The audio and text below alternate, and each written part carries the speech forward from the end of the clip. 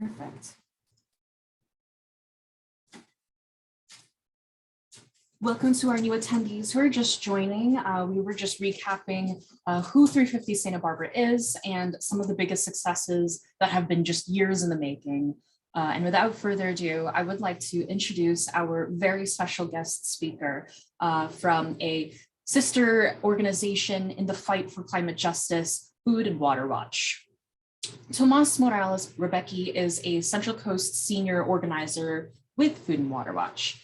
He works with local communities and statewide organizations to keep fossil fuels in the ground and promote a just and equitable transition to 100% clean energy. In 2014, Tomás worked in his home county of San Benito as campaign manager for Measure J to ban fracking. The initiative successfully prevented 1,000 new oil wells from being drilled. In 2016, he was campaign manager for Measure Z, which also successfully banned fracking in Monterey County, despite being outspent $6 million whopping dollars by the fossil fuel industry. Recently, Tomás was a key organizer in stopping the Cabrera oil field expansion in South Oxnard near residences and schools, getting 2,500 foot setbacks in Ventura County's general plan, and is helping lead the Measures A and B campaign for the Ventura County's June ballot. And the Measures A and B, if I recall correctly, Tomás, is the VC Safe campaign. So if, as Tomás is speaking, I will be providing various links to the current campaign of VC Safe in the chat for everybody to follow. Welcome, Tomás. Thank you so much for being our speaker. Cool. No, thank you for the warm introduction, everyone. And yeah, we definitely have so many connections to Santa Barbara too, and have worked there throughout the years and helped with Measure P. That's actually when I first got started too, with Measure J in my home county. They're going on at the same time. So yeah, I always respected all the work that 350 Santa Barbara and all you amazing organizers do up there too. Awesome. So I'm going to share my screen if that's possible and start with my presentation. Cool. So I'll talk about the Measure A and B a little later too, because again, just like with the other measures, Big Oil just dumped $5 million into their attempt to undermine our safety laws around oil drilling here in Ventura County. So as Michelle said, the struggle and the fight's never over. But today we're just going to briefly talk about another huge environmental justice campaign in Ventura County, and where we're at, and some of like the great progress we've made over the past year in this huge battle. So just quickly too, like, who is Food and Water Watch? And with more than 1.1 million supporters, Food and Water Watch fights for safe food, clean water, and a livable climate for all of us. We protect people from the corporations and other destructive economic interests that put profits ahead of everything else. So I'm going to start with just kind of giving a perspective and overview of the west side of Ventura. And this is where the current SoCal gas compressor is located, and also where they're planning on expanding it to be 3 times the size of what it currently is right now. Just like in a lot of other communities where the fossil fuel interests come in, just think they can do whatever they want. The west side, or the avenue of Ventura, is labeled from the California EPA as a disadvantaged community because we have historic levels of pollution, where, as you can see, these are some of the levels right here. We're in the top 97th percentile for pesticides. We have so much other water pollution, and also pollution from the freeway, and also from the dozens, not even dozens, hundreds of oil wells. This is an aerial view of the west side of Ventura. And these are all Aera's oil wells that are drilled too in our area that contribute to the air quality and the water pollution too. So the first time our community kind of heard about this compressor station, because it's a little disguised behind some walls and trees, on the west side, right across the street from E.P. Foster Elementary, as you can see below, is in 2019, there was a study by NASA. They flew airplanes over California and tracked super emitters of methane. And as we know, methane is a much higher potent greenhouse gas than CO2 and is a real problem, especially from leaks along pipelines, drilling and fracking, compressors like this, and even from factory farms and manure lagoons. Methane is a huge contributor to our climate change and climate chaos that's going on right now. So this study came out and showed from above that this compressor station in a residential neighborhood across from the street was leaking massive amounts of methane. We don't know for how long, because it wasn't fixed even until a year after this, but we don't even know how long before this facility was leaking. And SoCalGas and other people will claim, oh, it's just methane and it dissipates and goes up into the air. But what they don't tell you is there's other chemicals in that methane too, like formaldehyde, benzene, carcinogens, just like that. And also mercaptan. This is actually something that the oil and gas industry add to natural gas and methane to give it a smell and odor, so you know when it's leaking, so there's no explosion in your house, or you can tell if there's a pipe leaking nearby. But mercaptan in high levels actually is an irritant to your eyes, can cause nosebleeds, can even cause cancer. So in high amounts in massive gas leaks, being exposed to mercaptan, which is just a odor additive, as they claim, is toxic and is actually contributed to a lot of the health effects that we've seen at our neighborhood and our schools, and also the residents in Porter Ranch, the site of one of the biggest methane gas leaks in history, were experiencing for months while they tried to cap that leak at their facility. And we'll talk about that a little more later. So this was our first idea that this facility was even in our community. We tried to raise concern about it with local papers and elected officials, but nothing really came from it. And they assured us that the leak was now fixed after the NASA flyover, but also there was a couple other super emitters in our area. And as you can see from the study, it said a third of California methane was traced to just a few super emitters.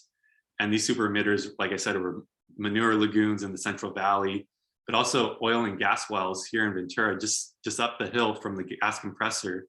This was the other super emitter in Ventura, and it was one of the oil and gas wells right there, the Taylor 318 and 478. So we have methane leaking from lots of sources, and usually you can't see with the normal naked eye. So it's really important that NASA does this and continues to do this on a regular basis.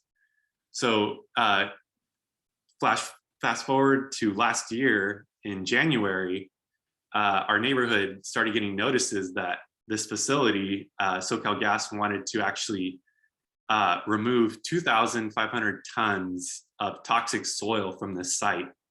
They didn't mention why, but they mentioned that we have a remedial action work plan, as they call it, a RAW, which gets approved by the Department of Toxic Substance Control, which is our California agency that oversees like toxic Superfund sites or cleanup of toxic soil like this.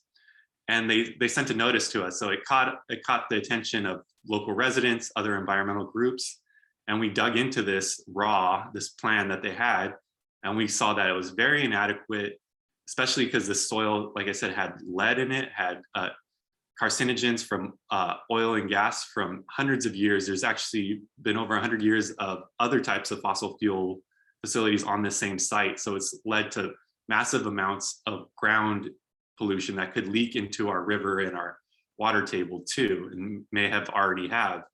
So as a coalition, Food and Water Watch, we had our researchers and scientists look into it and comment on this work plan to remove the soil, because that's all we thought it was at the time. And we found that it was very inadequate and that there should be an environmental impact report before they go forward with removing this much toxic soil with children next door, with the possibility of lead being exposed to these children. So as a coalition, we sent in our comments and had a small handful of groups sign on to this. And this was kind of like the beginning of the formation of our Westside Clean Air Coalition. And we sent the letter off to them. We said, hey, we'd like a community hearing too, because this is kind of being rushed. We have concerns. We'd like to hear this in person. The only thing they sent out was just like a letter in the mail. A lot of people didn't get it. So we requested an EIR and a community meeting so we can voice in person and have it bilingual too, so it could be inclusive to the majority Latino Spanish language speakers in our community. And unfortunately, the response back was, there's a lack of interest about this issue from your community. So we are not going to have a town hall, and we don't believe that this is a big enough project that calls for an EIR. And they wanted to exempt it from CEQA, the California Environmental Quality Act.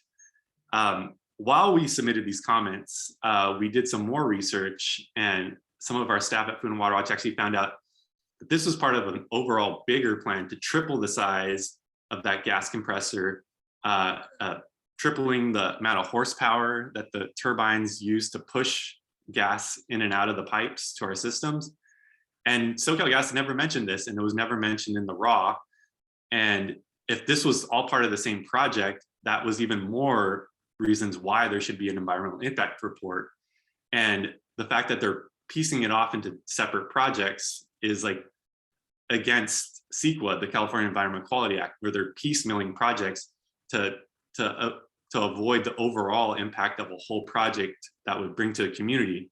And like I said, there's special laws too that have been put in place since then to protect environmental justice in disadvantaged communities that are labeled that way by our own California EPA. So any amount of increase of pollution in a community like ours should have the highest level of scrutiny whatsoever. But they're trying to do all this rubber stamp it, the cleanup, and rubber stamp the tripling the size of it all in one move. So that's when we really realized the scope of this, and we realized we needed to start organizing and educating the community more. And we formally created the Westside Clean Air Coalition and grew and had other members join too, like Manos Unidos, Patagonia, and other groups, and our coalition continues to grow too. And you can look at our website, westsidecleanair.org too, to find more information there. But just to take a step back too, what gas compressors are.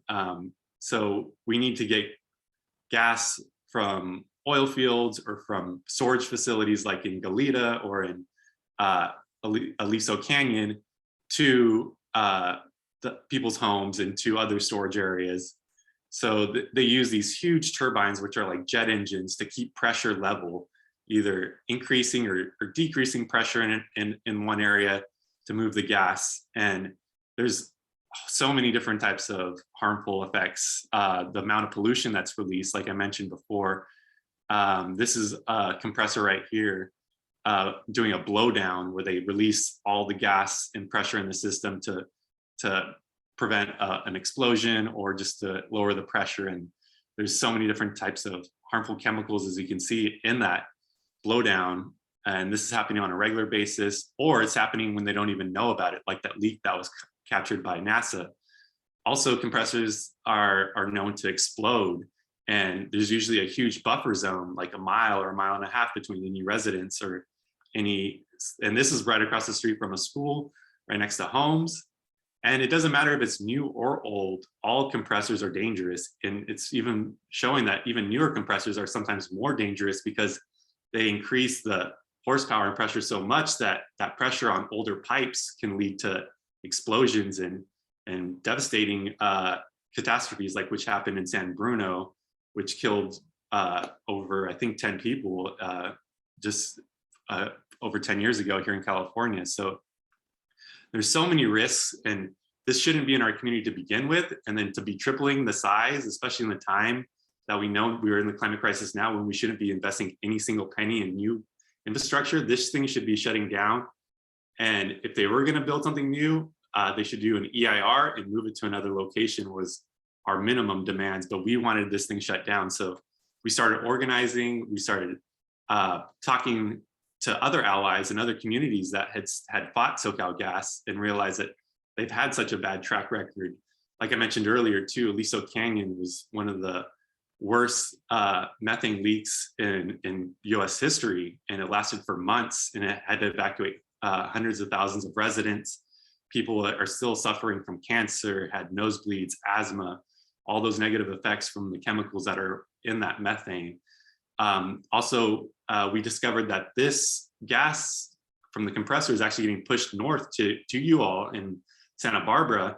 And one of its final destinations too is the Laguelita storage facility, which is right by UC Santa Barbara. And that facility too has had plenty of leaks in the past, people complaining of odors, smells, and even constant rumblings around the facility. They actually had to buy, SoCalGas had to buy braces for people's mobile homes so it would stop them from constantly shaking and moving from all like the stored pressure and gas underneath them. So and also we started doing more research about SoCalGas's record here in Ventura, and we realized that this compressor has had decades of leaks, of complaints, violations of their permit, taking down buildings with asbestos without getting proper permitting. And yeah, like as you can read as one of these complaints from 1998, there's people complaining of having headaches, odor, causing eye burning, throats. And plenty of times, the more we talked to people that worked at the school over the decades, the teachers and families, they all said, yeah, we always wondered why the smell. Sometimes the teachers would have to bring the children inside, and some parents would, for the first time, their kids would start experiencing nosebleeds the first time they started attending the school. So like we realized that this has been a problem for a long time, but because of language barriers, because of lack of elected officials or local regulators caring, like no one has really been able to connect the dots or push back against this. So this new wave of information and just energy really invigorate our community to fight back and step up and like show the Department of Toxic Substance Control we do care, and we won't shut up until we get what we want. And that's when we started mobilizing. We had one of our first rallies in the street before the one we had in July. At our first rally, we had over 150 people. And that really got Department of Toxic Substance Control's attention, because we were still trying to work with them to fight for that community hearing that we wanted and that EIR. And we started reaching out to our local legislators too, Senator Monique Limon and Assemblymember Steve Bennett.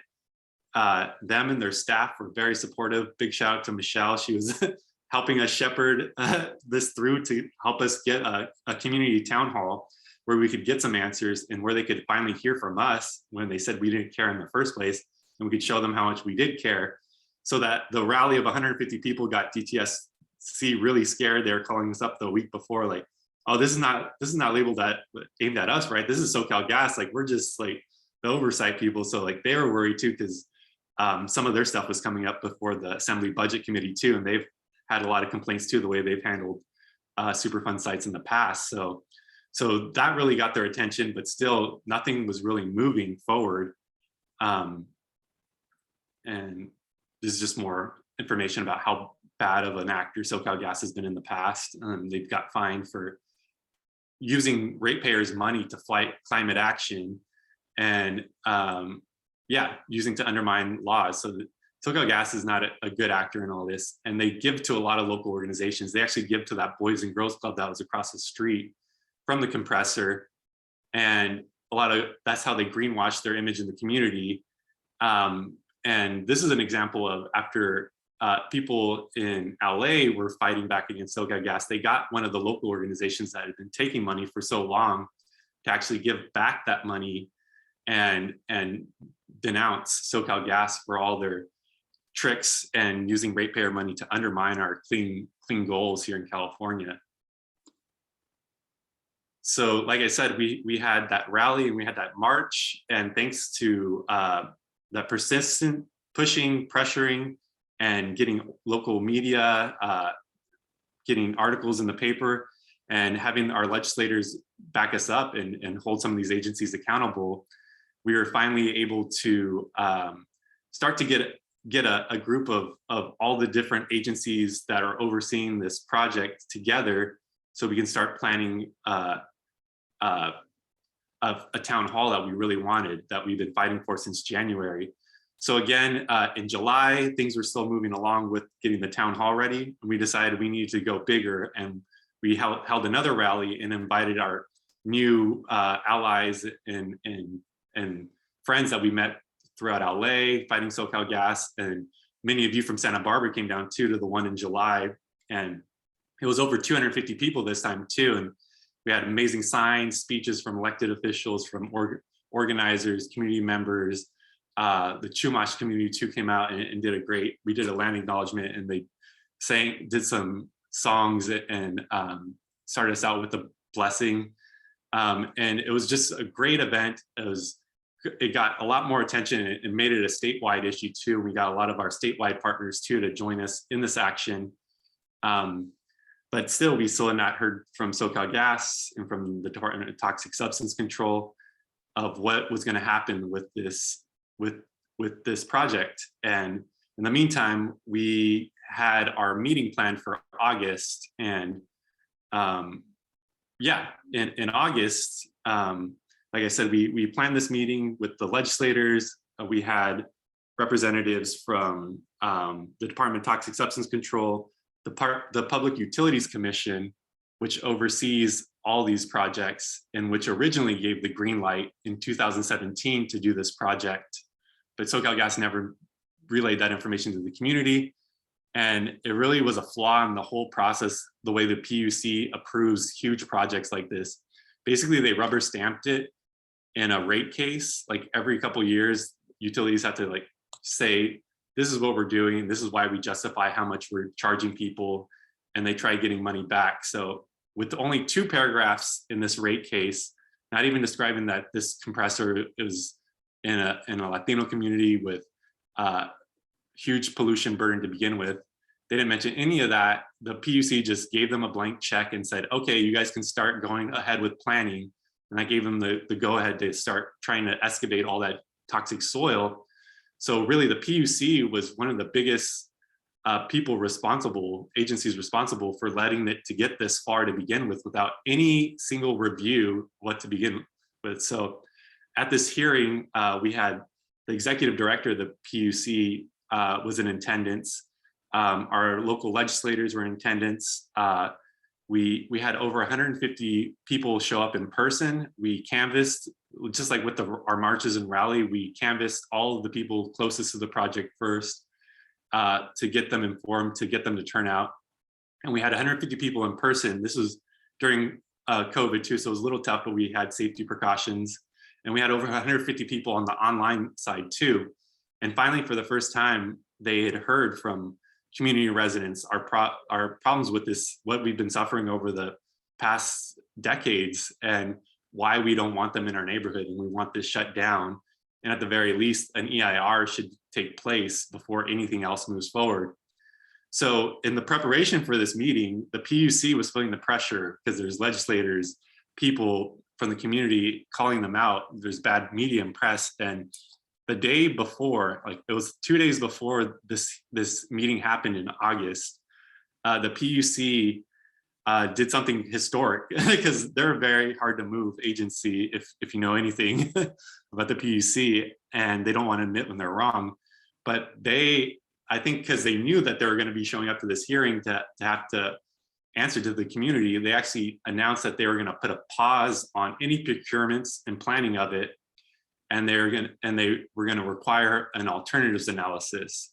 So this was like a huge victory for us, and it was a small piece of what we were asking for. So a complete EIR would take into account alternatives analysis, but it also would do health impact assessments, and it would do a way more thorough analysis of the project. But we saw that as, hey, they're listening at least, and this is a temporary victory. We stalled them. Like stalling them is good for us, buys us more time. And that was a testament to the community coming together, our local legislators having our backs, our elected officials to this city council, our county supervisors all passed resolutions calling for the shutdown of this facility. So it was really a year of organizing and continuous pressure that got us this break and this pause and temporary victory. But when more details of it came to light afterwards, we found out this was not really what we wanted. The PUC allowed SoCalGas, they're going to be doing the alternatives analysis. So this is kind of like fox guarding the hen house, but like even worse, it's like the fox designing the hen house. It's like, how should do you guys think that there's any other way to do this? And of course, we're not holding our breaths that they're going to come back with any better alternatives, but the alternatives analysis was pressed on them as a requirement, and they are having to do more community outreach too as a result. And they were supposed to release it in the first quarter of this year, and we just got dates for those hearings, and it's going to be at the end of this month is going to be one of their in-person hearings. So we're planning again to show up in force and tell them that you're not listening to our community. We've already made it clear what we want. We want you to shut down, and at the very least, a full environmental impact report done by an independent agency, not by yourselves. So yeah, we're ready to keep pushing forward, and whatever they do tell us, unless they tell us they're going to shut down, we're going to keep continuing this fight. And it's really going to take all of us here and all of us locally to continue this pressure to do everything possible. Because we even had, when we were thinking they were supposed to have this built and started to be done by last July. So that time in July when we had that rally, we were getting ready to start doing direct action and blockades of the site to stop the dump trucks from coming in to getting all that toxic soil. But luckily, this pause in the planning and the going forward with it has given us more time too, and we haven't had to escalate to that point yet. But we may need to, and we have to keep disrupting this because they're not going to go easily. As we've seen, like they're a multi-billion-dollar corporation. They're great at greenwashing. They're great at buying local support by giving us crumbs. So really, yeah, that's why I'm so thankful that you all invited me here today too, so we can share the word about what's going on and what we can do and next steps. So here are a couple of things that we can do to take action today. I'll copy and paste these after I finish the presentation into the chat, but these are some of the links. One is we just created a new letter. It's a message action. It'll send an email to each of the public utilities commissioners. There's 5 on the public PUC.